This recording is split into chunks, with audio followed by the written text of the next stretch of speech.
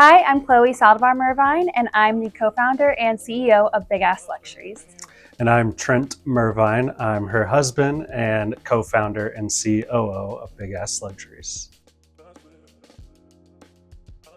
Big Ass Luxuries came to life several years ago. I've always thought there should be a big ass candle maker out there. We had moved back to Dallas from San Francisco. We were both working tech jobs. So it kind of gave us the space and the freedom to slack off a little bit at work, but also explore our creative side. We had been gifted a large candle, and when it was done, we wanted to get another one, but it was like $600 or $700. So I just thought to myself, for that, I could make it myself. Like, I've got the free time, and went to YouTube University and everything, and made some big ones myself. We'd have friends come over and ask if I could make them some. We sent pictures to like a dozen different stores in DFW. One of them responded and actually had us come in and do a pop-up. Thank you, Swoozies and Preston Center. From there, it slowly grew by word of mouth. We had some local influencers pick them up. Thank you, Danny Austin. It kind of just grew organically from there. I was honestly excited because I wanted a big candle, and I also didn't want to pay $600 for it. So I was like, go for it, honey. It was funny. The first candle that he made actually smelled like a body shop. And I was like, okay, we need to go back and rework this a little bit. Like a car body shop. Yeah, a car body shop. And so he did. He started off small just to figure out how to make the candles. And then once he figured out the right formulas, then he started testing it on the bigger vessels. And from there, we kind of moved the operations from our kitchen into our garage. I think either pineapple, sage, or sea salt and orchid was our first scent that we did, or even magnolia peony. Yeah, I think sea salt and orchid was the first successful scent that we stuck with.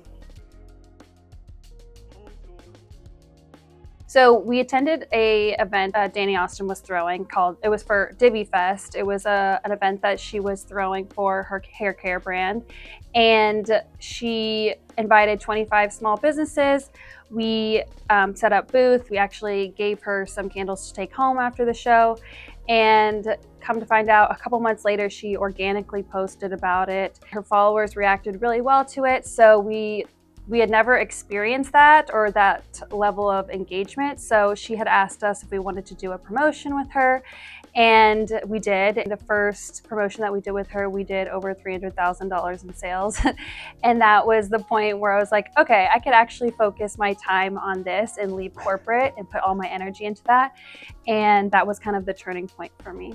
For me, I realized it could actually be something when that first store, Swoozies, again, thank you, Swoozies, they had wanted to, after a couple of successful pop-ups, they asked to put in a wholesale order, and they wrote us a check for, I think it was about $1,000.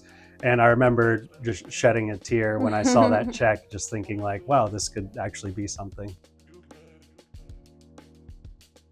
Influence for the name, it really just came down to calling it how it is. We had thought of a bunch of fancy French names to call it, and we're trying to get one to stick, but everybody just kept saying that's a big ass candle. So we just stuck with that and called it how it is. And I think it's a more memorable name than some like fancy French name that you can't even pronounce. Yeah. So it sticks in people's minds. Our approach to sort of influencer marketing happened, really, it was from that initial push with influencers and kind of seeing the reaction over social media. I think our approach in the beginning was thinking that we needed to be in wholesale, retail.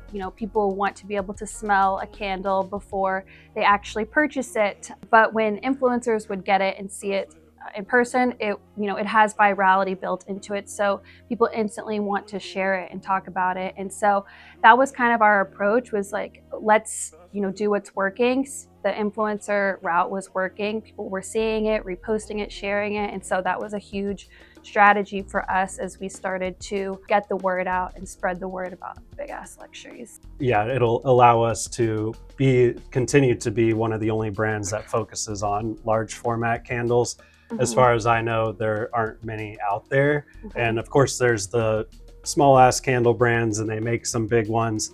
But because it's our business model, we are allowed to provide a product that really is the most bang for your buck. Mm-hmm. If you find another 10 or 20 pound candle out there, it's probably going to cost at least 50% more. So Mm-hmm. that was a big selling point, is just being the most bang for your buck.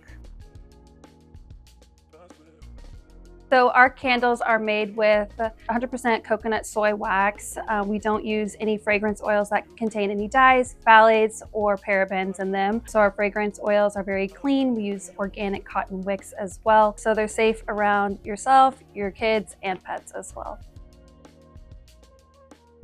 I think the biggest challenge about building the business from the ground up is that this product is a large physical good. It requires a lot of manpower, it's heavy, our wax is being filled into melters every day, and a single box of wax is around 60 pounds. And so it does require a lot of strength, but also every dollar that we're making, we're reinvesting that back into the business, whether that be for marketing efforts, social media, supply chain, manufacturing. All of our money is kind of going back into the business to support the needs that we do every day. A lot of overhead. We do still make all the candles ourselves here in Dallas, Texas. Yeah. So if we're going to grow, we have to do everything ourselves. I think for me, the way that we're able to work so well together is because we have complementary skills. I would say, I kind of focus on more of the CMO, CEO type of role, whereas Trent kind of focuses more on COO, CFO, so operations, manufacturing. And I think because our strengths are different, that definitely helps in the workplace. And we do try to set boundaries of when we talk about work. We do kind of have hard cutoffs when we, go home from work, or I think it's between 8 a.m. and 8 p.m. We try to only talk about work and then turn it off after that. Yeah, and I think it's surprisingly been healthy for our relationship. Whereas, it keeps us busy. We don't have time for little arguments here and there. I mean, most of our arguments are now about candles. I've always wanted to be an entrepreneur. I feel like it's in my blood. All my parents and grandparents have all been entrepreneurs. So I have tried several businesses in the past. This is the first one that actually stuck and could actually become something, and actually had a market for it. So it's really, I do consider it my first baby. And now that I have a real baby on the way, it's become something a lot bigger. Now it's something where I want it to support my family, but also be something where my kids can come in and learn about business and entrepreneurship, and just be around that type of stuff, just like my parents did for me. I would say don't wait till the product is perfect. Test the idea, see if there's demand, and start selling the product. Yeah, definitely get the product out there. Like, you have to talk about it. A lot of people think if they have a genius idea, they shouldn't tell anyone.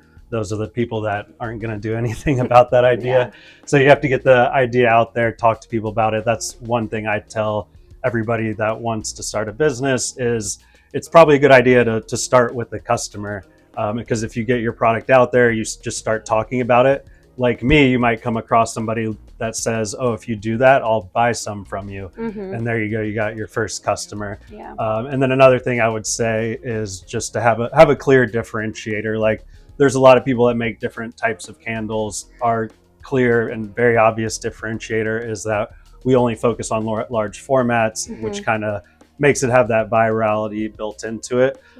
So yeah, I would say start with the customer and just have a very clear differentiator.